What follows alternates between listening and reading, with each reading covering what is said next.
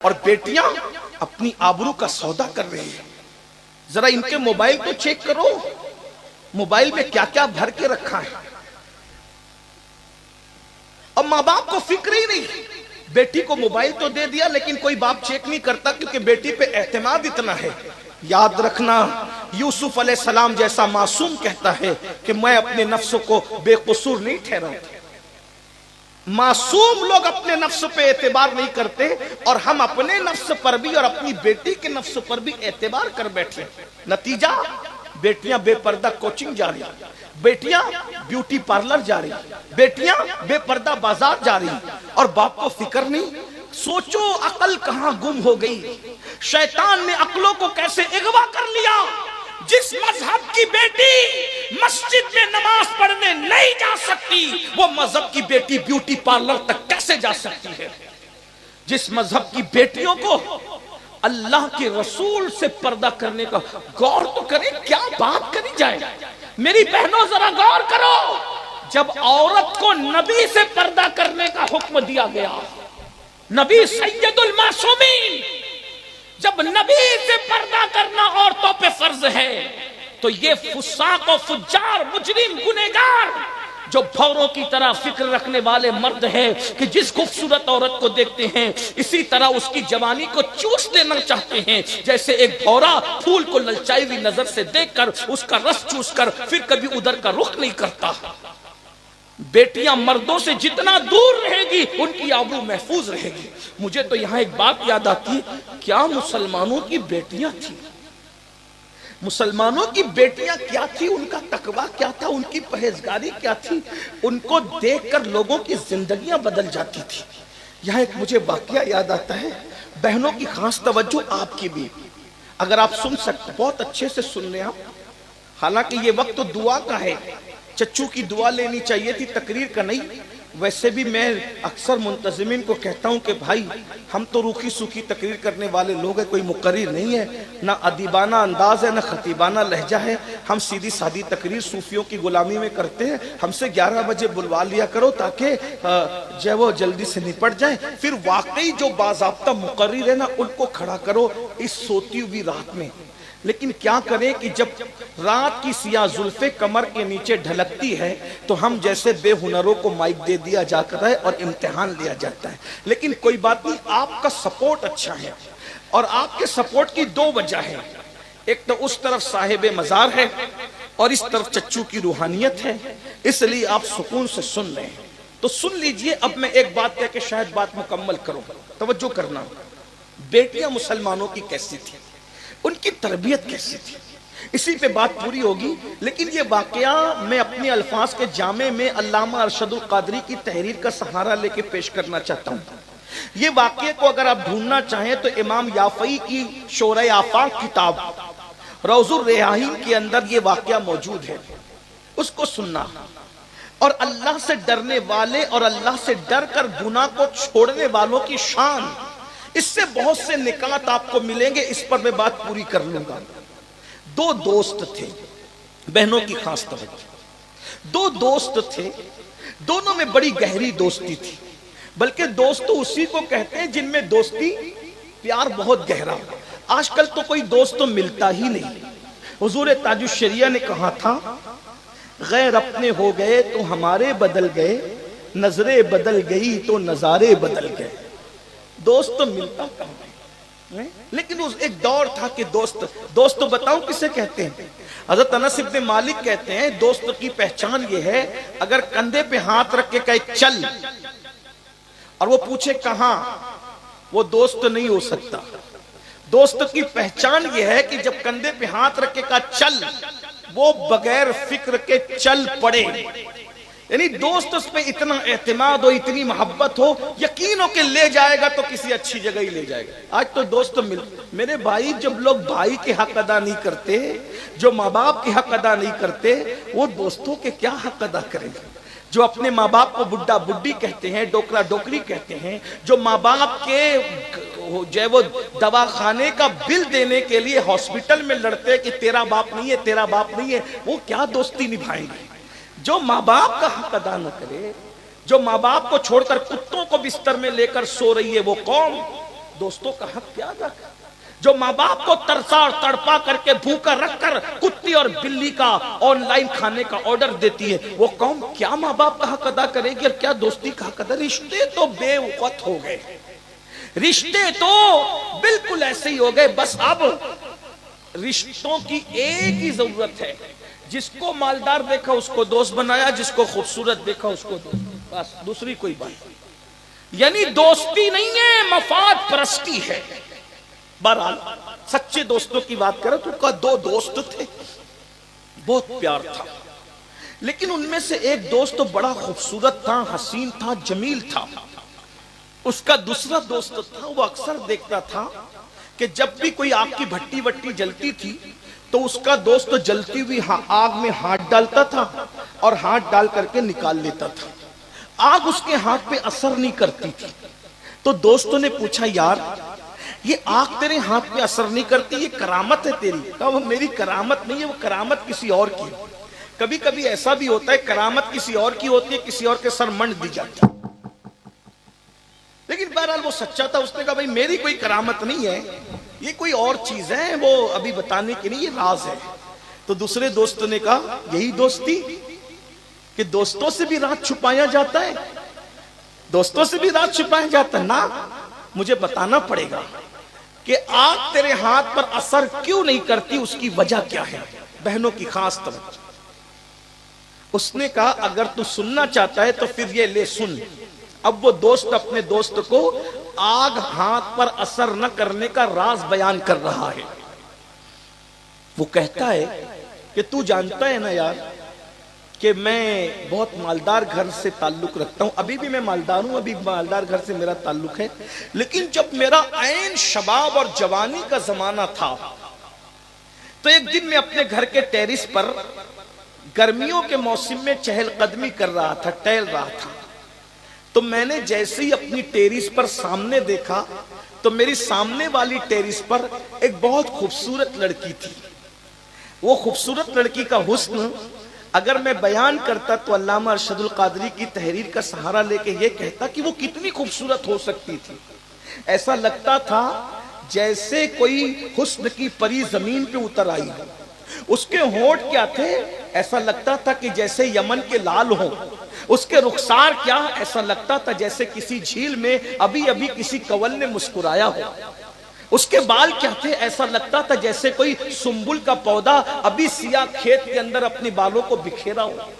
وہ تتلیوں کی طرح چھنچل، تتلیوں کی طرح چنچل یہ اس کا انداز تھا. چلے تو یوں لگے کہ کوئی مورنی چل رہی ہے اور دوڑے تو یوں لگے کہ کوئی ہرن چوکڑی بھر رہا ہے.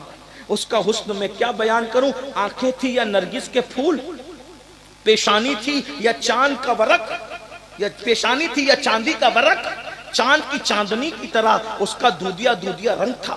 خدا کا کرنا گرمی کا موسم، 14ویں رات کا چاند آسمان پہ چمک رہا تھا اور وہ لڑکی سامنے چاند کی دودیا روشنی میں غضب قیامت ڈھا رہی تھی.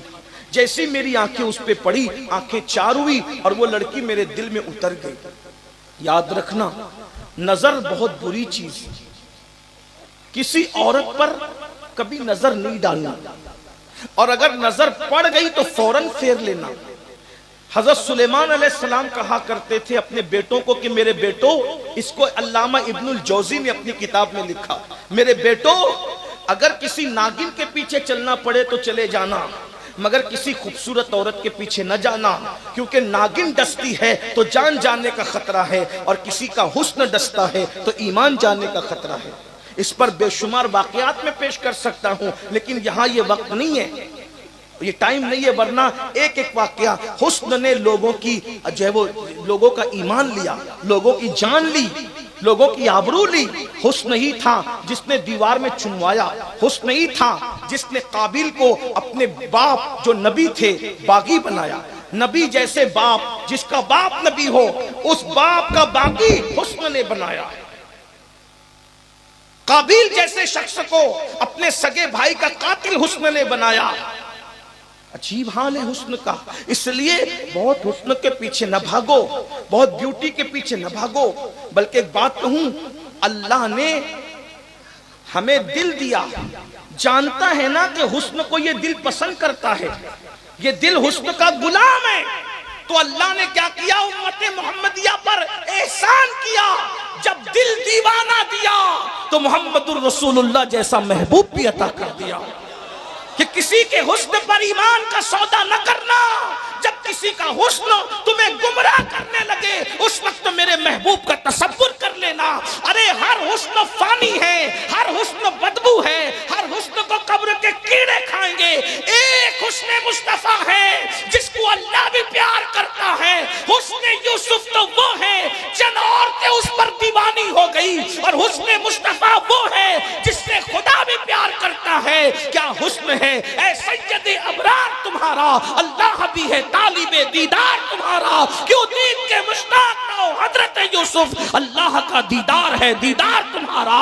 لقد بدر فی الوجہ الاجمل خطال ما ذوالف عمر اجل، تورے چندن چندر پورا کنڈل رحمت کی بھرن برسا جانا۔ لم یاتی نظیر کا فی نظر مثلے تو نہ شد پیدا جانا۔ جگراج کو تاج پورے سر سے اے تجھ کو شہد و سنا جانا۔ وہ کمال حسن حضور ہے کہ گمان نقص جہاں نہیں، یہی پھول خار سے دور ہے، یہی شمع ہے کہ دھواں نہیں۔ کروں تیرے نام پہ جا فدا، نہ بس ایک جا دو جہاں فدا، دو جہاں سے بھی نہیں جی بھرا، کروں کیا کروڑوں جہاں نہیں۔ وہ کیا حسن ہوگا جس کے بغیر جبریل کا دل سدرا پہ نہیں لگتا۔ جبریل تمنا کرتے ہیں اللہ کوئی کام دے دے، اسی بہانے سے مدینے کی گلی میں جاؤں اور آمنہ کے لال کا دیدار کر لوں۔ بے لقائے یار ان کو چین آ جاتا اگر بار بار آتے نہ یوں جبریل سدرا چھوڑ کر۔ ایسے نبی کو چھوڑ کر لڑکیوں کے حسن کے پیچھے ایمان پر بات کر رہے ہیں؟ نہیں نہیں، یہ ظلم ہے مصطفیٰ جان رحمت کے حسن کے ساتھ۔ لوگ کہتے ہیں لوگ ہم پہ ظلم کرتے ہیں، میں نے کہا جو اپنے نبی کے حسن پہ ظلم کرے اس قوم کو مارا پیٹا دبا برباد نہیں کیا جائے گا۔ ارے بتاؤ نہ ہے کسی کے پاس ایسا محبوب جیسا محبوب اللہ نے ہمیں عطا فرمایا، جس کی زلفیں بکھر کے چہرے پر آئے قرآن اسے واللیل کہہ دے، زلفیں سور کر چہرے سے اٹھ کر کے سر پہ چلی جائے قرآن اس کو والضحیٰ کہہ دے، اور جب اس میں مانگ نکلے تو صوفیہ کہتے ہیں قرآن اس کو مطلع الفجر حق کہہ دے، اور میرا امام اس کی تصویر کشی یوں کرے لیلۃ القدر میں مطلع الفجر حق، مانگ کی استقامت پہ لاکھوں سلام، جس سے تاریخ دل جگمگانے لگے اس چمک والی رنگت پہ لاکھوں سلام۔ وہ جوان کہتا ہے اپنے دوست سے میرے بھائی آپ بھولیے گا نہیں، میں ساتھ ساتھ چلیے گا، توجہ میری طرف رکھیے گا، میں دائیں بائیں ہو جاؤں آپ نے نہیں ہونا۔ وہ کہتا ہے میرے بھائی میں خوبصورت بھی ہوں، تب بھی خوبصورت تھا، جوان بھی ہوں، جوان تھا، دولت بھی تھی۔ اس لڑکی سے آنکھیں چاروں ہوئی، وہ لڑکی دل میں اتر گئی، میں نے تہیہ کر لیا، طے کر لیا، جیسے آج کل کے منچلے چھوکرے کر لیتے ہیں۔ اس نے سوچا میں ہر چیز داؤ پر لگاؤں گا، ہر دولت عزت شہرت سب کچھ داؤ پہ لگاؤں گا، مگر اس لڑکی کو میں حاصل کر کے رہوں گا، اس کے حسن کی لذتیں چوس کر رہوں گا۔ اور میں اس کے پیچھے پڑ گیا، میں نے اس لڑکی کو کہا اے لڑکی، حیا کے پردے میں کہہ رہا ہوں، اے لڑکی تو مجھے اپنے جسم پہ قابو دے دے اور مجھے اپنے نفس کی پیاس بجھانے دے۔ مگر وہ لڑکی کوئی آوارہ لڑکی نہ تھی، اس کی پرورش ٹی وی سنیما اور فلم دیکھ کر نہیں ہوئی تھی، کیونکہ اس دور میں یہ لانتے تھی نہیں۔ وہ لڑکی سیدہ فاطمۃ الزہرا کے کردار کے سائے میں پلی ہوئی تھی۔ اس نے آنکھ کھولی تھی تو اس کو سیدہ پاک کی سیرت بتائی گئی تھی، اس کے ماں باپ نے اس کی سچی تربیت کی تھی۔ جیسے ہی لڑکے نے آفر کی، لڑکے نے جیسے آفر کی کہ مجھے اپنے حسن پر قابو دے دے، اپنے جسم پہ قابو دے دے تاکہ میں نفس کی پیاس بجھاؤں، لڑکی کا جواب بڑا خوبصورت تھا۔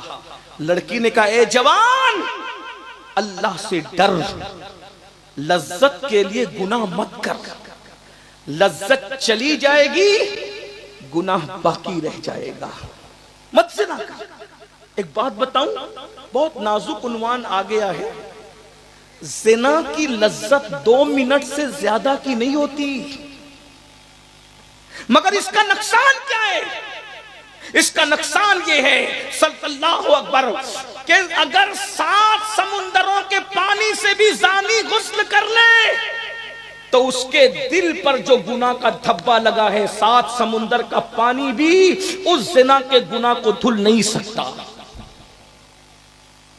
سرکار غریب نواز حدیث بیان کرتے ہیں اپنے ملفوظات میں کہ اللہ اکبر، جب کوئی زنا کر کے غسل کرتا ہے تو اس کے بدن سے جتنے پانی کے قطرے ٹپکتے ہیں، ہر قطرے کے عوض میں شیاطین پیدا کیے جاتے ہیں، اور وہ سارے شیاطین جرم و پاپ اور گناہ کرتے رہیں گے، اور ان سب کا وبال قیامت کے دن اس کو بھگتنا پڑے گا جس کے زنا کی وجہ سے وہ شیاطین پیدا ہوئے۔ ایک بات اور بتاؤں، علماء موجود ہے ان سے معذرت چاہتے ہوئے، آج کل بانجھ پن کی شکایت عام ہے۔ ہر بانجھ زانی نہیں ہے، میں واضح کر دوں، غلط مفہوم مت لینا، مفہوم مخالف مت لینا، لیکن اتنا یاد رکھیں آج بانجھ پن کی شکایت عام ہے۔ وجہ بزرگوں نے فرمایا جو شادی سے پہلے زنا کرتے ہیں وہ جلدی باپ نہیں بنتے۔ چیک کرو بزرگوں کے فرمان۔ بہت اچھا لگتا ہے نا جوانی میں پانی میں آگ لگانا، مگر چند لمحوں کی لذت کے لیے اللہ بھی ناراض، دنیا بھی تباہ، آخرت بھی برباد۔ زانیوں کے بارے میں اللہ کے رسول فرماتے ہیں اللہ زانیوں کے چہرے سے خوبصورتی چھین لیتا ہے۔ دیکھو آج مسلم اور غیر مسلم کے چہرے میں فرق نظر نہیں آتا، ورنہ کل کا مسلمان جوان اس کا چہرہ ایسے کھلا ہوا ہوتا تھا، اس کو دیکھ کر کے لگتا تھا کہ یہ کوئی مومن ہے۔ آج چہرے پہ ہوائیاں اڑ رہی ہیں، چہرے پہ بے چینیاں ہیں، کاسمیٹک آئٹم اتنا استعمال کرنے کے باوجود بھی وہ خوبصورتی نہیں ہے جو مسلم جوانوں کے چہرے پر تھی۔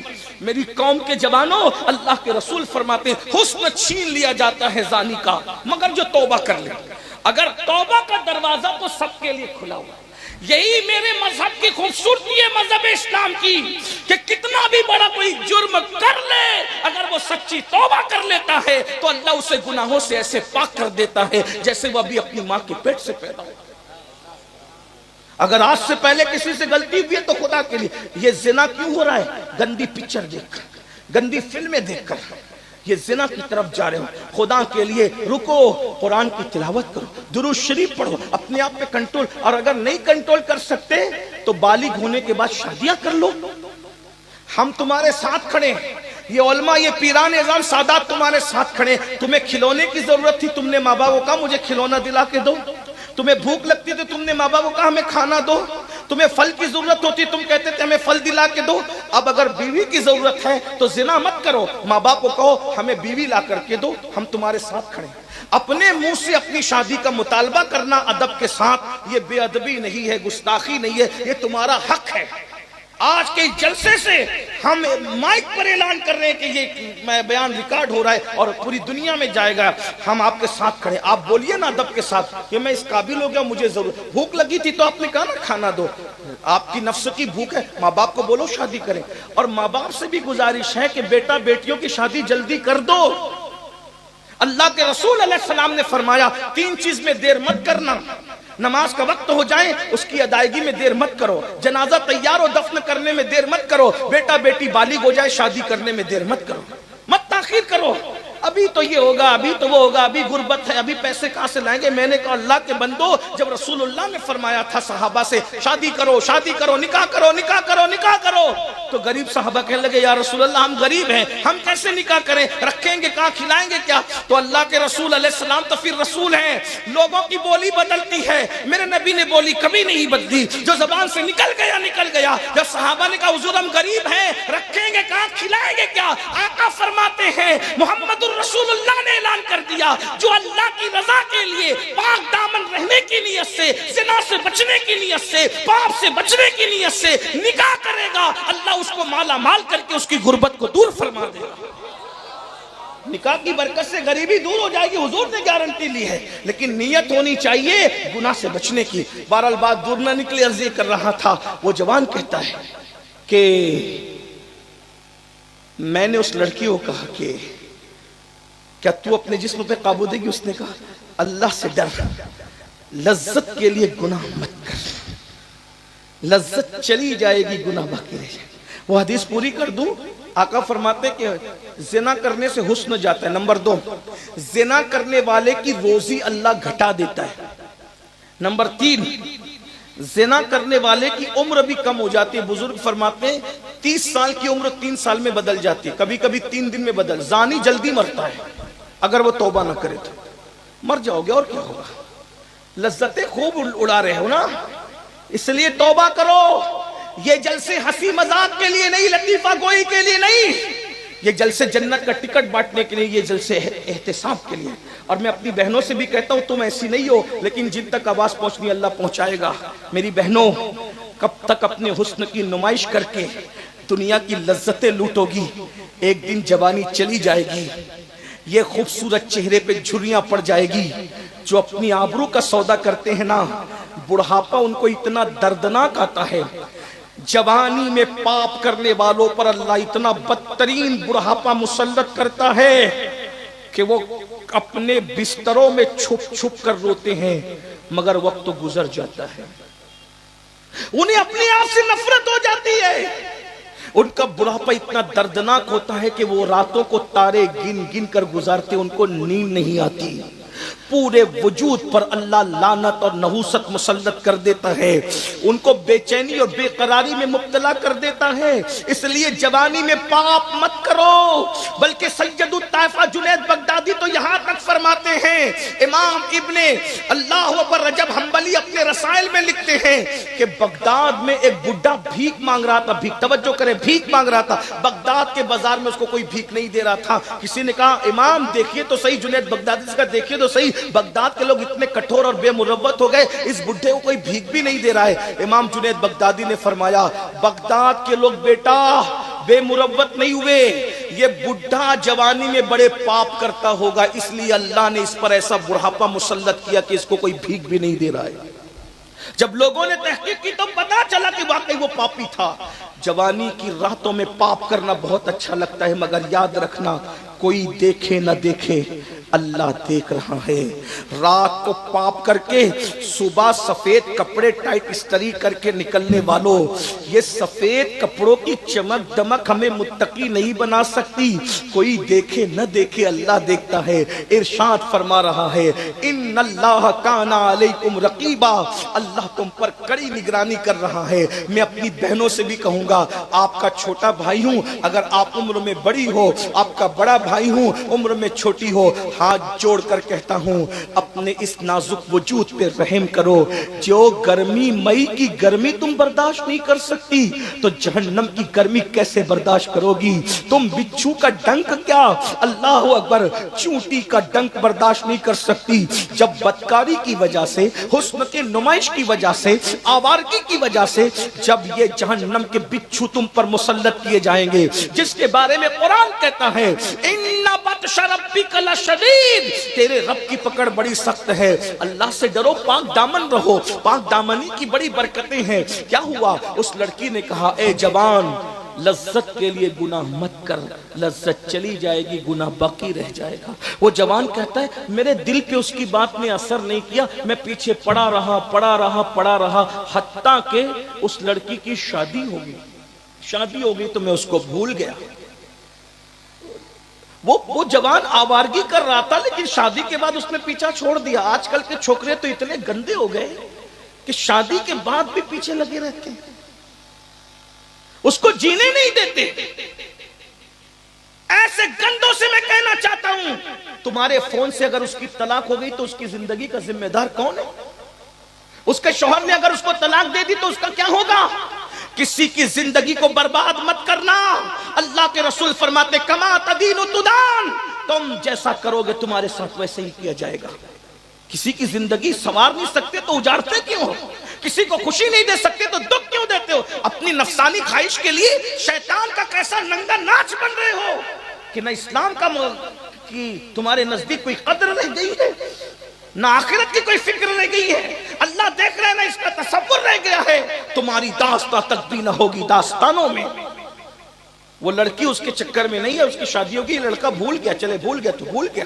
وہ لڑکا کہتا ہے اپنے دوست کو, ہمارے علاقے میں قحط پڑ گیا, سوکھا پڑ گیا. سمجھتے ہیں نا قحط اور سوکھا سمجھ, جب قحط پڑ, بارش نہیں ہوتی تو سوکھا پڑ جاتا ہے, لوگ دانے دانے کو, روٹی کے ٹکڑے کو محتاج ہو جاتے ہیں. یہ قحط کیوں آتا ہے؟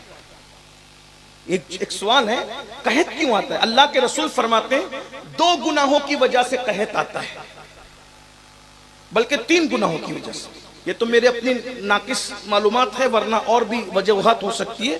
نمبر 1، جب لوگ زکوٰۃ نہیں دیتے تو قحط آتا ہے۔ نمبر 2، جب سود عام ہو جاتا ہے، بیاج انٹرسٹ جب عام ہو جاتا ہے تو قحط سالی آتی ہے۔ آج دیکھ لو سود بھی عام ہے۔ میں نے پچھلے کئی مرتبہ اس پورے خطے میں سود پہ بڑی گفتگو کی۔ مجھے تو یہ جملہ ہی لرزاتا ہے، اللہ کے رسول کی حدیث، آقا علیہ السلام فرماتے ہیں جس نے سود کا ایک لقمہ کھایا گویا اس نے اپنی ماں کے ساتھ 36 مرتبہ زنا کیا۔ سیدی اعلیٰ حضرت فتاوی رضویہ شریف میں حدیث نقل کرتے ہیں جو سود کا 1 درہم کھائے گا 1000 سال تک وہ جہنم کی آگ میں جلایا جائے گا۔ ایزی منی کے چکر میں، شارٹ ٹائم میں کروڑ پتی بننے کے چکر میں سود عام ہو رہا ہے۔ بس اللہ رحم کرے۔ تو جب زکوٰۃ نہیں دی جاتی تو قحط آتا ہے، سود عام ہوتا ہے تو قحط آتا ہے، زنا کی کثرت ہوتی ہے تو بھی قحط آتا ہے۔ وہ جوان کہتے ہیں قحط ہو گیا، بارش نہیں برس رہی تھی، لوگ روٹی کے ٹکڑے ٹکڑے کو پریشان تھے، ایسے میں ہر غریب مالدار کے دروازے پہ بھکاری بن گیا۔ جیسے کووڈ میں دیکھو، کووڈ میں مڈل کلاس کے لوگ بھیک مانگ رہے تھے کہ نہیں مانگ رہے تھے؟ مڈل کلاس تو دور کی بات، مالدار لوگ بھی پریشان ہو گئے تھے نا، ایسے حالات آتے ہیں۔ تو ہر غریب مالدار کے دروازے پہ تھا۔ وہ جوان اپنے دوستوں کو کہتا ہے کہ میرے ابو نے مجھ سے کہا کہ بیٹا غریبوں کو جتنا بانٹ سکتے ہو بانٹو، جتنا تقسیم کر سکتے ہو کرو۔ وہ جوان کہتا ہے کہ میں تقسیم کرنے کے لیے بیٹھا، قطار لگی ہوئی تھی، کیوں لگی ہوئی تھی، اور سب لوگ مانگ رہے تھے، میں دیتا جا رہا تھا۔ اچانک میری نظر کیوں پہ پڑی، قطار پر پڑی، تو میرے پیروں کے نیچے سے زمین کھسک گئی۔ کیوں؟ اس لیے کہ جس لڑکی کو میں محبت کرتا تھا، پیار کرتا تھا، جس کو چاہتا تھا، وہی لڑکی اس قطار میں کھڑی ہوئی تھی۔ میں نے جب اس کو دیکھا تو میں خوش ہو گیا، ارے جس کو میں چاہتا تھا، جس کے پیچھے میں ڈورے ڈال رہا تھا، وہ آج میرے دروازے پر آئی ہے۔ میں نے نوکروں کا سب کو نپٹا دو، اور اس لڑکی کو میں نے کمرے میں بلایا، اور کمرے میں بلا کر میں نے کہا کیوں آئی ہو؟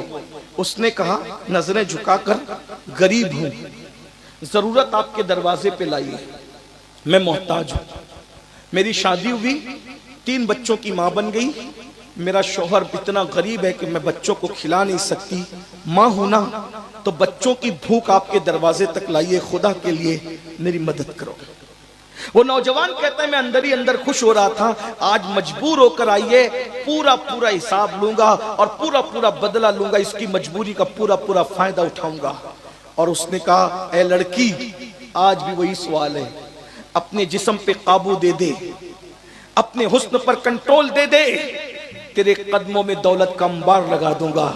لیکن وہ لڑکی پھر اپنی آبرو بچانے کے لیے کہتی ہے جوان اللہ سے ڈر، لذت کے لیے گناہ مت کر، لذت چلی جائے گی، گناہ باقی رہ جائے گا۔ المختصر یہ کہ میں نے کہا، سوچا کہ چلو اس کو آزماؤ تو میں تمہیں نہیں دوں گا، کچھ نہیں دوں گا۔ اس لڑکی نے کہا تم کچھ نہیں دو گے، میں آبرو کا سودا نہیں کر سکتی۔ وہ چلی گئی۔ کہتے ہیں جب وہ گھر گئی، اس کے ننھے بچے، 3 بچے بھوک سے بلک رہے تھے۔ ایک بچے نے کہا ماں یا تو کھلا دو یا تو ہمارا گلا دبا کر ہمیں مار ڈالو تاکہ ہم بھوک کی تکلیف سے بچ جائیں۔ ایک ماں کے لیے کتنے دردناک وہ لمحات ہوتے ہوں گے جب اس کا بچہ اس سے یہ کہتا ہوگا ماں ماں ہوتی ہے، ماں ماں ہوتی ہے، ماں صرف ماں ہوتی ہے۔ جو ماں کو جانتے ہیں وہ جانتے ہیں خدا کی رحمتوں کا مظہر ماں ہوتی ہے، رحمت للعالمین کی رحمتوں کا مظہر ماں ہوتی ہے۔ یاد رکھنا یہ ماں کی بھی اہمیت جانو اور باپ کی بھی اہمیت جانو۔ جب تک ماں کا سایہ سر پر ہے دنیا کی کوئی طاقت تمہارا کچھ نہیں بگاڑ سکتی۔ جب ماں کا سایہ سر سے اٹھ جاتا ہے تو نبی کو کہا جاتا ہے، حضرت موسیٰ علیہ السلام ایک مرتبہ طور پر ماں کے انتقال کے بعد نکلے تو قدرت کی طرف سے آواز آئی موسیٰ ذرا سنبھل کر آنا۔ عرض کرتے مولا ہم پہلی مرتبہ تو نہیں آئے، کبھی آپ نے اس طریقے سے سنبھلنے کے لیے نہیں کہا پروردگار، آج تو سنبھلنے کے لیے فرما رہا ہے۔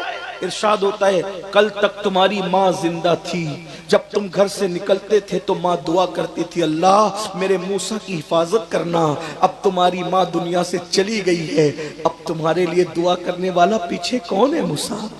اس نے سنبھلنے کا ماں تھی وہ ماں، بس بچوں کو بلکتا اور تڑپتا دیکھ کر اس نے فیصلہ کیا آج میں پلٹ کے جاؤں گی اور وہ مجھ سے جو کہے گا میں اس کی ہر بات مان لوں گی.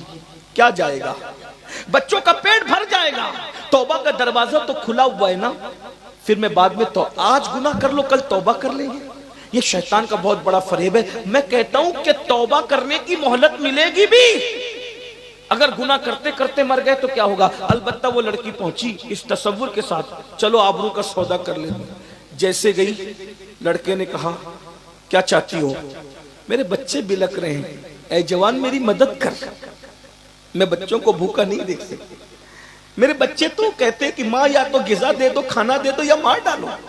ماں ہونا برداشت نہیں کر سکتی، مدد کرو نا میری کچھ.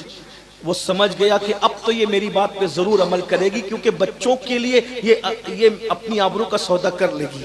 میری بہنوں، کیا وہ عورت تھی، کیا وہ لڑکی تھی؟ اس نے جیسے کہا کہ اپنے جسم پہ مجھے کنٹرول دو. جیسی اس لڑکی نے تصور کیا کنٹرول دینے کے لیے، اس کا پورا وجود اللہ کے خوف سے لرزنے لگا، کانپنے لگا. اور اس لڑکی نے کہا کس تصور کے ساتھ میں اپنے جسم پہ تجھے کنٹرول دوں؟ کیونکہ اللہ دیکھ رہا ہے. اور جب اللہ دیکھ رہا ہے قیامت میں اللہ پوچھے گا کہ تو نے زنا کیوں کیا تھا، تو میں اللہ کو کیا جواب دوں گی؟ اس لڑکے کے کوئی اثر نہیں ہو رہا تھا. پھر لڑکی کے دل میں جب اللہ کا خوف ٹھانٹے مارنے لگا اس کے سینے میں، تو لڑکی نے کہا سن، میں اپنے ایک ایک بچے کو بھوک سے بلک بلک کے مرتا تو دیکھ لوں گی، مگر میں زنا نہیں کروں گی، اللہ کی نافرمانی نہیں کروں گی. کیونکہ اللہ نے تو روزی کا وعدہ کیا ہے نا، جس نے چونچ دیا وہ دانا بھی دے گا. اب میں تیرے پاس پلٹ کر نہیں آؤں گی. اگر تجھے مدد کرنا ہو تو اب تو میرے گھر چل کے آئے گا. لڑکی گئی، بچے انتظار میں تھے. ماں کو آتا دیکھے گا، ماں لے آئی. ماں نے کہا ابھی انتظام ہوگا، انتظار کرو. اور اس نے مصلی بچھایا اور سنت فاطمی پر عمل کرتے ہوئے اللہ سے اس کی میرے اللہ تو نے تو وعدہ کیا ہے نا کہ جو مجھ سے ڈر کے گناہ نہیں کرتے میں ایسی جگہ سے اس کو روزی دوں گا جہاں اس کا گمان بھی نہیں جاتا. مولا میں تیرے خوف سے گناہ سے بچی، اپنے لیے روزی کا انتظام کر دے مولا. بس اتنا کہی رہی تھی کہ دروازے پہ دستک ہوئی. وہ نوجوان اپنے دوست کو اپنی داستان بتاتے ہوئے کہتا ہے جب دروازے پہ میں نے دستک دی، دروازہ کھولا تو اس لڑکی نے پوچھا اب کیوں آیا ہے بتا. میں نے کہا بہن یہ میری طرف سے تحفہ قبول کر لو. آج میں نے اس کو پہلی مرتبہ بہن کا درجہ دیا تھا. میں نے کہا یہ تحفہ قبول کر لو. اس لڑکی نے کہا کیا جسم پہ کنٹرول مانگو گے؟ نہیں، میں تو تمہیں بہن کہہ رہا ہوں. جب تم غریب ہو کر اللہ سے اتنا ڈرتی ہو تو مجھے مالدار ہو کہ اللہ سے کتنا ڈرنا چاہیے. لے لو یہ تحفہ. اس لڑکی نے کہا نہیں ابھی نہیں لوں گی. سجدہ شکر ادا کیا اور سجدہ شکر ادا کر کے اس لڑکی نے میرے لیے دعا کی، اے اللہ اس نے میری مدد کی، اس نے میری مدد کی، میرے تقوی کی وجہ سے اس کو ہدایت نصیب ہوئی. اب یہ مجھے بہن کہتا ہے، اگر یہ اپنے قول میں سچا ہے تو میں تجھ سے ڈرتی ہوں، تو میری دعا اس کے لیے ہے کہ اس کے اوپر تو دنیا کی آگ بھی حرام کر دے اور آخرت کی آگ بھی حرام کر دے. وہ دوست اپنے دوستوں کو کہتا ہے یہ اس اللہ سے ڈرنے والی لڑکی کی دعا کا نتیجہ ہے کہ جب میں دنیا کی آگ میں ہاتھ ڈالتا ہوں تو آگ میرے ہاتھ پہ اثر نہیں کرتی. اور مجھے اللہ سے امید ہے کہ اس نے اس کی اس دعا کو قبول کیا تو دوسری دعا بھی اس نے قبول کر لی ہے. اس نے دعا کی تھی دنیا کی آگ بھی حرام ہو اور جہنم کی آگ بھی حرام ہو. جب دنیا کی آگ میرے ہاتھ پہ اثر نہیں کرتی تو جہنم کی آگ میرے ہاتھ پہ انشاءاللہ اثر نہیں کرے گی. آپ مجھے بتائیں جو اللہ سے ڈر کے گناہ سے بچے، جب اس کی دعا سے دوسروں پر آگ حرام ہو جاتی ہے تو خود اس کے اپنے وجود کا عالم کیا ہوگا. اس لیے گناہ سے بچو، اللہ سے ڈرو، اور جب بھی گناہ کرنے کو جی چاہے تو تصور کرو کہ اللہ دیکھ. اب گفتگو کا بالکل آخری وقت ہے اور ایسے میں باران رحمت کا نزول شروع ہو گیا ہے. اب چھپرا مئو والوں سے میں یہ تو نہیں کہوں گا کہ بھیگتے ہوئے بیٹھو، لیکن فیصلہ آپ کے ہاتھ میں ہے کہ میں تو بھیگنے کے لیے تیار ہوں، کتنے لوگ ہیں جو میرے ساتھ بیان آخری تک سنیں گے؟ سبحان اللہ سبحان اللہ. وعدہ کر رہے ہو بھیا چھوڑ کے نہیں جانا؟ ٹھیک ہے ماشاءاللہ. تو اگر آپ لوگ بیٹھیں گے تو میں بھی کچھ سناؤں گا، اس لیے کہ ہم کربلا والے لوگ ہیں. سبحان اللہ. بے شک ہمارے بزرگوں نے کہا کربلا والے سیدوں کو چھوڑ کر بھاگتے نہیں ہیں، بے شک. سبحان اللہ سبحان اللہ. اور جو بھاگتے ہیں وہ کربلا والے نہیں ہوتے. ان کو پانی نہیں ملا تو بھی وہ 72 ڈٹے رہے، اور یہاں پانی آ گیا تو بھی انشاءاللہ یہ حسینی ڈٹے رہیں گے انشاءاللہ. اور تھوڑی دیر زیادہ دیر میں بھی آپ کو آزمائش میں نہیں رکھوں گا، لیکن اگر آپ سننا چاہیں گے تو ایک بار سب بلند آواز سے عاشقوں کی طرح درود شریف پڑھیں. میں مختصر گفتگو کرتا ہوں، یا جتنے آپ کا ذوق سلامت ہے ایک بار بلند آواز سے درود شریف پڑھیں. اللہم صلی علی سیدنا مولانا محمد معدن الجود والکرم والہ الکرام اجمعین.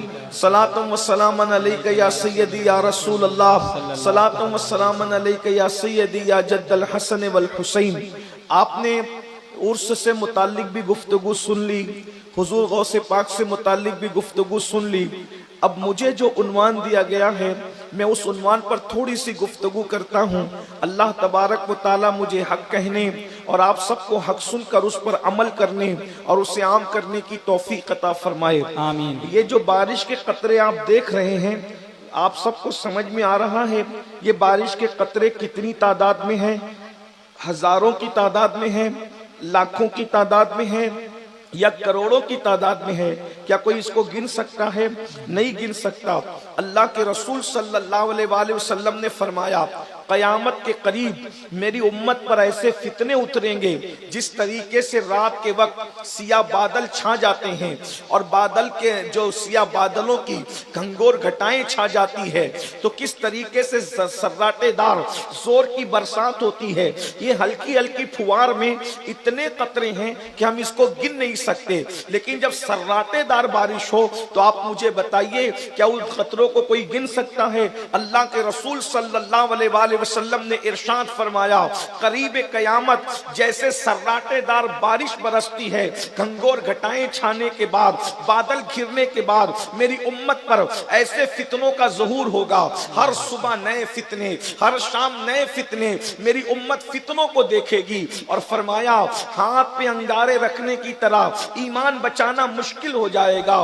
حالت یہ ہوگی کہ صبح کو لوگ مومن ہوں گے، شام ہوتے ہوتے لوگ کافر ہو جائیں گے، شام کو لوگ مومن ہوں گے، صبح ہوتے ہوتے لوگ کافر ہو جائیں گے. اللہ کے سچے رسول صادق و مصدوق مصطفیٰ کریم صلی اللہ علیہ وآلہ وسلم نے قیامت کے قریب کے فتنوں کا ذکر کیا. میں چند فتنوں کا ذکر کرتا ہوں. اور میرے بھائیوں اور میری بہنوں ذرا غور کرو قیامت ہم سے کتنی قریب ہے، قیامت ہم سے کتنی قریب آ گئی ہے. اللہ اکبر. اللہ کے سچے رسول صادق و مصدوق مصطفیٰ جان رحمت صلی اللہ علیہ وآلہ وسلم ارشاد فرماتے ہیں جب قیامت قریب آ جائے گی تو لوگ امانت کو غنیمت سمجھنے لگیں گے. امانت کو لوگ غنیمت سمجھیں گے. امانت کسے کہتے ہیں؟ امانت کوئی بھی ہو، کسی کی امانت میں آپ تصرف نہیں کر سکتے، آپ کو کوئی اختیار نہیں ہے. لیکن جو غنیمت ہوتا ہے اس کو جیسے چاہو استعمال کرو. تو آقا فرماتے ہیں لوگ امانت کو غنیمت سمجھیں گے.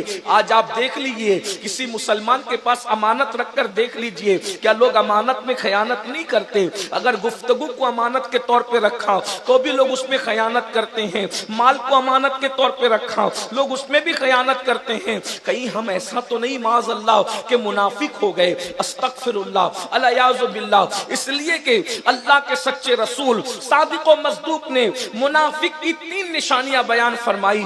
کیا یہ تینوں اندر ہمارے اندر موجود نہیں ہے؟ یہ 3 نشانیاں ہمارے اندر موجود نہیں ہیں؟ آقا فرماتے ہیں منافق کی پہچان ہے جب بھی بولتا ہے تو جھوٹ بولتا ہے، وعدہ کرتا ہے تو خلاف کرتا ہے، امانت رکھی جائے تو اس میں خیانت کرتا ہے. اب آپ مجھے بتائیں ہم کتنا سچ بولتے ہیں؟ آج بڑی معذرت کے ساتھ جنت کے ٹھیکیدار تو بن گئے، مذہبیت کا لبادہ تو ہم نے اوڑھ لیا، داڑیاں تو ہم نے بڑھا لی، سروں پر خوبصورت ٹوپیاں تو پہن لی، مگر رسول اللہ نے جو منافق کی نشانی بتائی ہے کیا وہ آج ہمارے اندر موجود نہیں ہے؟ آج تو لوگ جھوٹ بولنے کو گناہ بھی تصور نہیں کرتے. اللہ اکبر. جبکہ آج सरकार गौसे पाक का जश्न है। किसी ने गौसे पाक से पूछा आपकी तरक्की का राज क्या है, तो गौसे पाक फरमाते हैं मेरी तरक्की के सिर्फ दो राज हैं। एक तो ये कि मैं हमेशा सच बोलता रहा और हमेशा हलाल खाता रहा। सच बोलने की बरकत से और हलाल खाने की बरकत से अल्लाह ने मुझे इस मकाम पर पहुंचा दिया कि ठोकर लगाते हैं तो मुर्दे जिंदा हो जाते हैं। अल्लाह अकबर। आज आप अंदाजा करें, मेरे आका सल्लल्लाहु अलैहि वसल्लम ने इरशाद फरमाया नमाजों को ज़ाय किया जाएगा। क़यामत की निशानियों में से एक निशानी ये भी है, नमाजों को ज़ाय किया जाएगा। अल्लाह अल्लाह, आज नमाजें ज़ाय की जा रही है। हाथ मत उठाना, लेकिन एक सवाल मैं आपसे करता हूँ, अपने आप में डूब कर सोचो। अल्लाह के बंदो, अल्लाह रब्बुल इज्जत के बंदा होने का दावा करते हैं, मुस्तफा जाने रहमत से इश्क का दावा करते हैं। कितने लोग हैं जो इशा की नमाज पढ़ करके आए हैं और कितने लोग हैं जो जाकर के फजर की नमाज का इरादा रखते हैं। नहीं नहीं, यहाँ पर हजारों की तादाद में बहनें भी मौजूद हैं, आप भी मौजूद हैं। कितनी बड़ी कुर्बानी दे रहे हो, नींद कुर्बान कर रहे हो, बारिश के मौसम में भीगने बैठे हो, लेकिन बताओ तो सही, क़यामत की निशानियों में से निशानी है नमाजें ज़ाय कर दी जाएगी। अल्लाह अकबर। मेरी कौम के पास अब नमाज की इतनी अहमियत भी नहीं रही जितनी अहमियत वो 500 की नोट को देते हैं। अगर 500 की नोट गुम हो जाए तो मूड ऑफ हो जाता है, माथे पर शिकन आ जाता है, इंसान का चेहरा उतर जाता है। 500 की नोट गुम होने पर ये है, लेकिन अगर फजर की नमाज छूट गई तो माथे पर शिकन तक नहीं आता। ज़ोहर की नमाज चली गई, कुछ नहीं, इसलिए कि ये कौम ठंडे दिल से बैठी हुई है। नमाज नहीं भी पढ़ेंगे तो जन्नत मिलेगी। सुन लो, दिल के कानों से सुन लो, अल्लाह के रसूल सल्लल्लाहु अलैहि वसल्लम इरशाद फरमाते हैं, अल्लाह अल्लाह, इरशाद फरमाया तुम्हारे मेरे रसूल ने नबी की बात मानकर अगर मुसलमान हो तो दिल के कानों से सुनो। अल्लाह के रसूल ने इरशाद फरमाया जिसकी नमाज नहीं उसका कोई दीन नहीं, जिसकी नमाज नहीं उसका दीन नहीं। और यहाँ हफ्ते हफ्ते भर की नमाजें ज़ाय हो रही हैं। गेम खेल रहे हैं नमाज के वक्त, क्रिकेट देख रहे हैं नमाज के वक्त, फिल्म देख रहे हैं नमाज के वक्त। है किसी में ताकत कि एक नमाज के छोड़ने पर अल्लाह जो अजाब देगा उस अजाब को बर्दाश्त करने की ताकत है?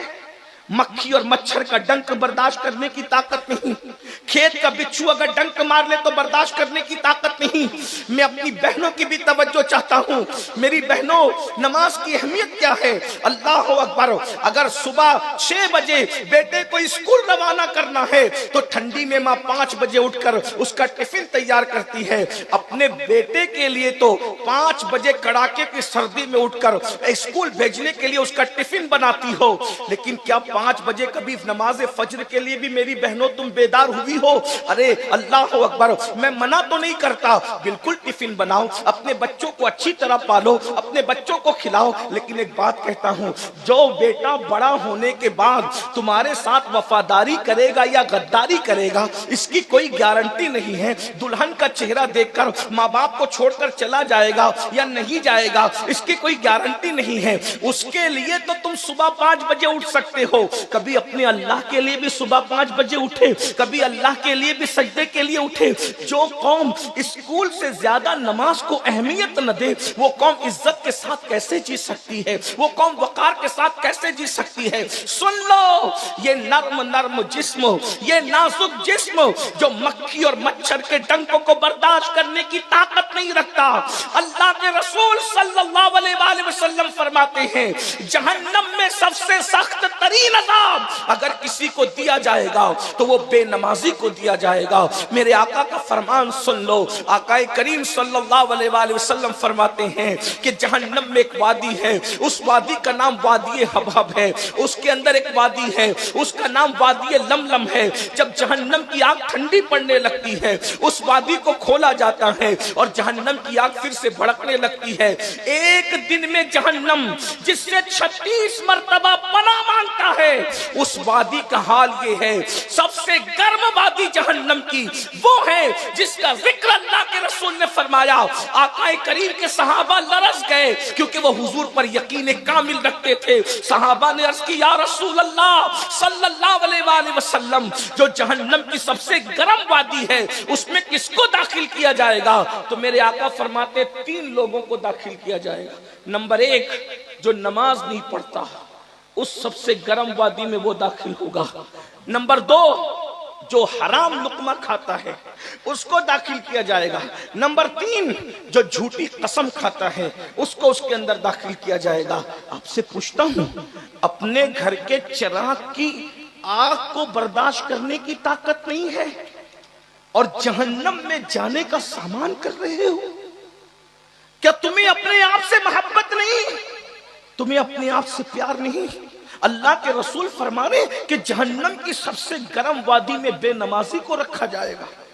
فجر کی نماز چھوٹ رہی ہے، ظہر کی نماز چھوٹ رہی ہے، اور آپ کا اگر یہ ذہن کہتا ہے کہ نہیں مولانا اللہ کے رسول کی شفاعت تو ہے نا، حضور تو ہمیں بخشوائیں گے نا، پھر یہ مولوی لوگ ہمیں اتنا کیوں ڈراتے ہیں؟ اللہ کریم ہے، وہ بخش دے گا۔ حضور رحمت للعالمین ہے، حضور علیہ السلام نے فرمایا شفاعتی لأہل الکبائر من امتی، میری شفاعت میری امت کے بڑے گنہگاروں کے لیے ہے۔ میں سب پر ایمان رکھتا ہوں، لیکن ایک بات آپ سے کہوں، یہ آدھی ادھوری بات تمہیں کس نے سکھا دی؟ کیا اللہ کے رسول کا یہ فرمان نہیں شفاعتی لأہل الکبائر من امتی؟ سننے والوں، اللہ کے رسول نے یہ بھی فرمایا جس نے جان بوجھ کر نماز چھوڑ دی قیامت کے دن اس کے ساتھ میرا کوئی وعدہ نہیں ہے، وہ میرے ذمے سے باہر ہے اور میں اس سے بیزار ہوں۔ جس سے اللہ کے رسول بیزار ہوں وہ بے نمازی ہے، اور نماز چھوٹ رہی ہے۔ پورے قرآن میں کم و بیش 700 مرتبہ اللہ نے نماز کا حکم دیا۔ آج ہم اصلاح معاشرہ کے جلسے کرتے ہیں، میں صرف اتنا کہنا چاہتا ہوں اگر سب مل کر اس قوم کو نمازی بنا دے، اصلاح معاشرہ کے جلسوں کی ضرورت ختم ہو جائے گی، کیونکہ نماز وہ عظیم عبادت ہے جو انسان کو خود ہی سدھار دیتی ہے۔ جو نماز پڑھے گا وہ سدھر جائے گا۔ قرآن کہتا ہے ان الصلاۃ تنہا عن الفحشاء والمنکر، کہ بے شک نماز ہر برائی اور بے حیائی سے روک لیتی ہے۔ اللہ کے رسول صلی اللہ علیہ وآلہ وسلم فرماتے ہیں قیامت کے قریب شراب عام ہو جائے گی، نشہ عام ہو جائے گا، یہ قیامت کی نشانیوں میں سے نشانی ہے۔ آج آپ دیکھیے اس قوم کے اندر نشے کو پرموٹ کیا جا رہا ہے۔ آج مسلمانوں کے یہاں رت جگہ ہوتا ہے، رت جگہ میں شراب بٹتی ہے، گانجا بٹتی ہے، ایم ڈی کا نشہ ہوتا ہے، لوگ نشہ کر کے ناچتے ہیں۔ نشے کا نقصان کیا ہے؟ دنیاوی نقصان تو یہ ہے کہ نشہ کرنے والا انسٹالمنٹ پر موت کے قریب ہوتا ہے، وہ قسطوں میں مرتا ہے۔ پھیپھڑے خراب ہونا، کینسر کا ہونا، نامردی، یہ ساری چیزیں نشے کی وجہ سے ہیں۔ میں بزرگ لوگ بیٹھے ہوئے ہیں، میں ان کی موجودگی میں کیا کہوں کھل کر کے؟ ویسے تو حضور پیر طریقت فیضان میاں ہم سب کے مخدوم زادے ہیں، لیکن ہم سب محبت سے ان کو چچا کہتے ہیں، اور چچا کا مرتبہ باپ کے برابر ہے۔ یوں بھی ان کی موجودگی میں تقریر کیا ہو سکتی ہے، لیکن بہرحال ان کی پشت پناہی میں یہ بات کہوں، آج نوجوانوں کو سب سے زیادہ فکر یہ رہتی ہے کہ مردانہ طاقت ختم نہیں ہونا چاہیے، لوگوں کی یہ فکر رہتی ہے۔ لیکن یہ بات میں بے حیائی کے طور پہ نہیں کہہ رہا ہوں، مگر نشہ عورت کے قابل نہیں رکھتا مردوں کو، اور یہ جو شادی شدہ عورتیں بدکاری کی طرف بڑھ رہی ہے اس میں ایک سب سے بڑی چیز نشہ ہے۔ کسی انگریز مفکر نے کہا تھا کہ اگر تم نشہ ختم کر دو تو میں 70% ہاسپٹل ختم کر دوں گا۔ یہ نشہ ہے جس کی وجہ سے بیماریاں پھیل رہی ہے، یہ نشہ ہے جس پر روڈ پر ایکسیڈنٹ ہو رہے ہیں۔ میرے بھائی کورونا میں اتنے نہیں مرے روزانہ جتنے ایکسیڈنٹ میں مرتے ہیں۔ اور اس کی سب سے بڑی وجہ نشہ ہے. نشہ کر کے لوگ بائک چلاتے ہیں, نشہ کر کے لوگ گاڑی چلاتے ہیں. نتیجہ کیا ہوتا ہے؟ خود بھی مرتے ہیں, 4 لوگوں کو لے کے مرتے ہیں, 10 لوگوں کو لے کے مرتے ہیں. اسلام نے نشہ منع کیا. آج کل کے لڑکے دماغ چلاتے ہیں, آج کل انٹرنیٹ پر بہت چیزیں سرچ کر رہے ہیں, ریسرچ کر رہے ہیں, بہت کچھ کر رہے ہیں, اور لوگ کہتے ہیں نشہ کرنے سے تو چہرہ گول ہوتا ہے, نشہ کرنے سے تو چہرہ خوبصورت ہوتا ہے, نشہ کرنے سے تو آنکھوں میں خمار آتا ہے, نشہ کرنے سے تو طاقت آتی ہے. اچھی طرح یاد رکھنا, یہ شیطانی ہتھ کنڈے ہیں. بخاری شریف کی حدیث ہے, جس چیز کو اللہ نے حرام کیا ہے اس سے اللہ نے برکت کو اٹھا لیا ہے, اس سے اللہ نے شفا کو اٹھا لیا ہے. جو اللہ نے حرام کیا اب اس سے کبھی شفا نہیں ہو سکتی, اس سے کبھی طاقت نہیں آ سکتی, اس سے کبھی قوت نہیں آ سکتی. اللہ کے رسول فرماتے ہیں کل مسکرن حرام, ہر نشہ آور چیز حرام ہے. اے میری قوم کے جوانوں, تم نشہ کرنے کے لیے نہیں ہو, تم نشہ کرنے کے لیے نہیں ہو, نشے سے روکنے کے لیے ہو. اگر تم نشہ کرو گے تو نشے سے لوگوں کو کون روکے گا؟ تم ایم ڈی کا نشہ کر رہے ہو. اللہ اکبر. ایک بات میں آپ کو اور بتاؤں, ایسے ظالم ہمارے معاشرے میں گھس گئے کہ سگریٹ پینے والوں کی سگریٹ میں وہ چپکے سے نشے کی چیزیں ڈالتے ہیں. اسی طریقے سے جو گٹکا کھاتے ہیں, گٹکے کے اندر سب لوگ ایسے نہیں, پان کی دکان والے ظالموں کے ایجنٹ بنے ہوئے ہیں, بہت سارے میڈیکل والے بہت سارے ظالموں کے ایجنٹ بنے ہوئے ہیں, اور بہت ساری چیزوں میں نشہ ملا کر کے ڈالا جاتا ہے. وجہ اس لیے کہ چند دن وہ نشہ کراتے ہیں, بعد میں تم نشے کے عادی بن جاتے ہو. اور نشے کا عادی جب آدمی بنے گا تو اپنی بہن کی اس کو فکر کیا ہوگی, اپنے بچوں کی فکر کیا ہوگی, اگر طالب علم ہے تو اسٹڈی کی اس کو فکر کیا ہوگی. میں اتنا عرض کرنا چاہتا ہوں, خاص طور پر مسلم محلوں میں نشے کو پرموٹ کیا جا رہا ہے, اس لیے کہ دنیا تمہارے ٹیلنٹ سے لرزہ برندام ہے. دنیا اچھی طرح جانتی ہے مسلمانوں کو پڑھنے مت دو, یہ پڑھیں گے اتنا آگے بڑھیں گے کہ دنیا کی کوئی قوم ان کا مقابلہ نہیں کر سکے گی. ان کو تجارت مت کرنے دو. اے میری قوم کے جوانوں, تم محمد الرسول اللہ کے شاہین ہو, شاہین. تم چیل اور کوے نہیں ہو, تم چڑیا نہیں ہو. اقبال نے جب بھی مسلم جوانوں کو مخاطب کیا ہے, شاہین مصطفیٰ کہہ کے مخاطب کیا ہے, عقاب رسول کہہ کے مخاطب کیا ہے. وہ کہتا ہے نہیں تیرا نشے من قصر سلطانی کے گنبد پر, تو شاہی ہے بسیرا کر پہاڑوں کی چٹانوں میں. عقابی روح جب بیدار ہوتی ہے جوانوں میں, نظر آتی ہے ان کو اپنی منزل آسمانوں میں. میرے عزیز, ایک جوان اگر چاہے تو پہاڑوں کو کاٹ کر اس میں رستے بنا سکتا ہے. ایک جوان اگر چاہے تو اللہ اکبر زمین کو کھود کر اس میں نہریں نکال سکتا ہے. وہ جوان ہی تھے میرے بھائی جنہوں نے احد کو فتح کیا تھا, جنہوں نے خندق کھودی تھی, جنہوں نے خیبر فتح کیا تھا. اللہ اکبر. ارے خیبر فتح کرنے والا تو ایسا جوان تھا جس کی جوانی کا اعلان مصطفیٰ جان رحمت نے فرمایا تھا, لا فتح الا علی, لا سیف الا ذوالفقار. علی کی طرح کوئی جوان نہیں ہے اور ذوالفقار کی طرح کوئی تلوار نہیں ہے. آج جوانوں سے جوانی چھین لینا چاہتے ہیں, اس لیے تمہیں نشے کا عادی بنایا جائے. ایم ڈی کا نشہ, دواؤں کا نشہ, شراب کا نشہ. میری قوم کے جوانوں, اپنے ٹیلنٹ کو پہچانو.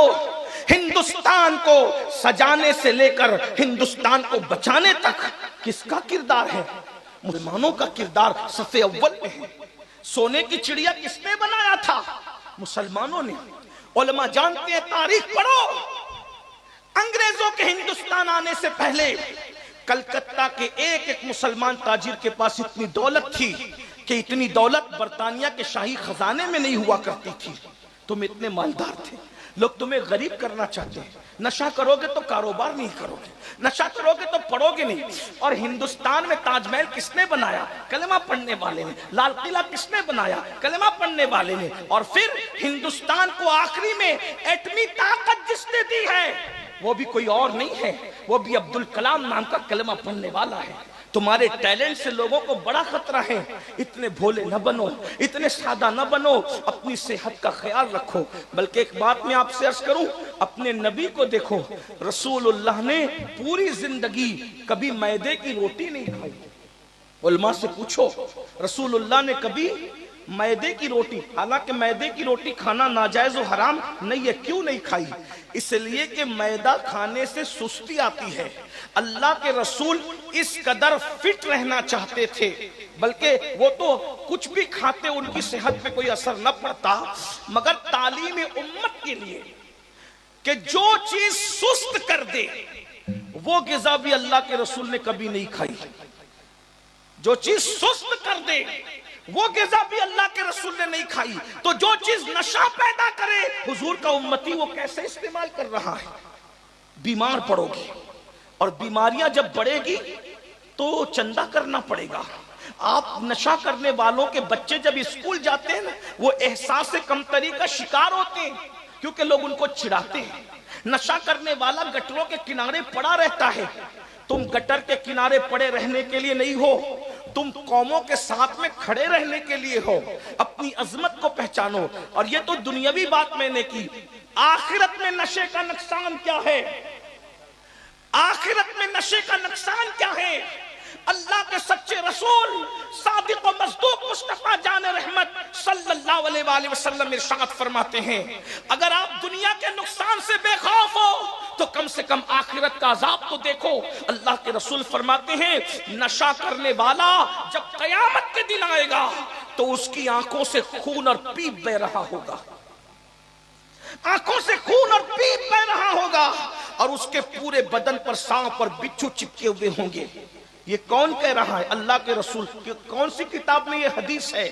फकी अबुल लैस समरकंदी रदी अल्लाह ताला इस हदीस को नकल करते हैं अपनी किताब कुर्रतुल उयून के अंदर, कि पूरे जिस्म पर सांप और बिच्छू चिपके हुए होंगे, और किस अंदाज से नशा करने वाला आएगा।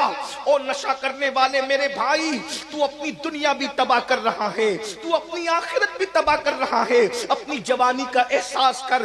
ये जवानी किसी डॉक्टर से नहीं मिलती, ये जवानी दवाओं से नहीं मिलती। ये जवानी 16 साल में शुरू होती है और 50 साल में खत्म हो जाती है। जवानी खत्म होने के लिए आती है, बुढ़ापा ना खत्म होने के लिए आता है। बुढ़ापा अपने साथ में ले जाने के लिए आता है। अपनी जवानी की कद्र करो। ये जवानी में अय्याशियां करके अपनी सेहत को बर्बाद मत करो, अपनी सेहत को तबाह मत करो। सुनो सुनो, अल्लाह के सच्चे रसूल फरमाते हैं कि जब नशा करने वाला आएगा, पूरे बदन पर सांप और बिच्छू चिपके हुए होंगे, आंखों से खून और पीप बह रहा होगा, और जिन जिन आलात से वो नशा करता था वो आलात उसके हाथ में होंगे, और उसके मुंह से पाखाना निकल रहा होगा। वो पाखाने की उल्टी करते करते मैदान महशर में आएगा। ये किसने कहा? ये मौलवी साहब ने नहीं कहा, ये जलसे के नाजिम ने नहीं कहा, ये किसी मुकर्रिर ने नहीं कहा, ये दुनिया के सियासी लीडर ने नहीं कहा, ये उसने कहा जो अपनी मर्जी से कभी बात ही नहीं करते। जबान उनकी होती है, कलाम खुदाबंद कुद्दूस का होता है। वह अल्लाह का इरशाद फरमाता है, वमा यंतिकु अनिल हवा इन हुवा इल्ला वह्युन यूहा। अल्लाहु अकबर। आका फरमाते हैं, अल्लाह अल्लाह, हुजूर अलैहिस्सलाम फरमाते हैं, पाखाने की उल्टी मुंह से जब कयामत के दिन पाखाना निकल रहा होगा, एमडी का नशा करने वालों, शराब का नशा करने वालों, अल्लाहु अकबर, जरा गौर तो करो।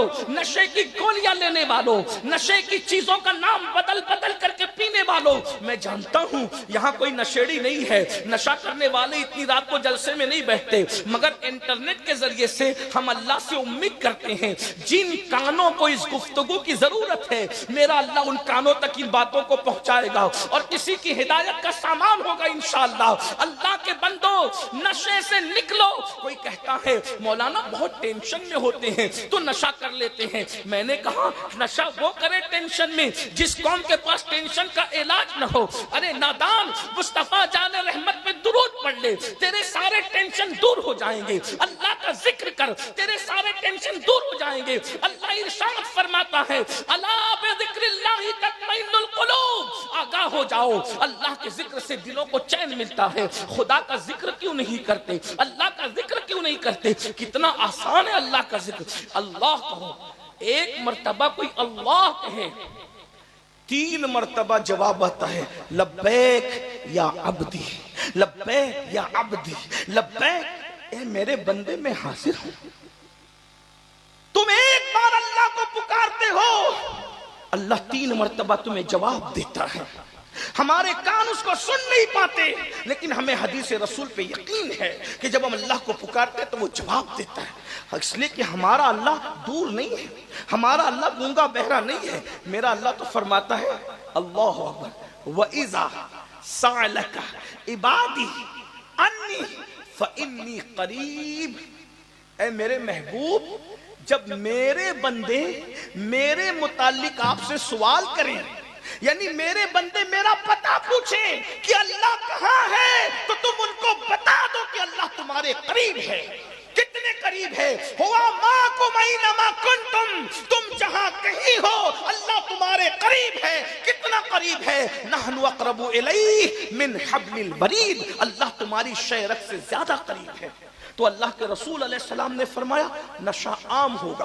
پھر میرے اور تمہارے سچے رسول ارشاد فرماتے ہیں عورتیں کپڑے پہن کر بھی ننگی گھومیں گی، یہ حدیث رسول ہے، عورتیں کپڑے پہن کر بھی ننگی ہوگی۔ صحابہ کو تعجب ہوا،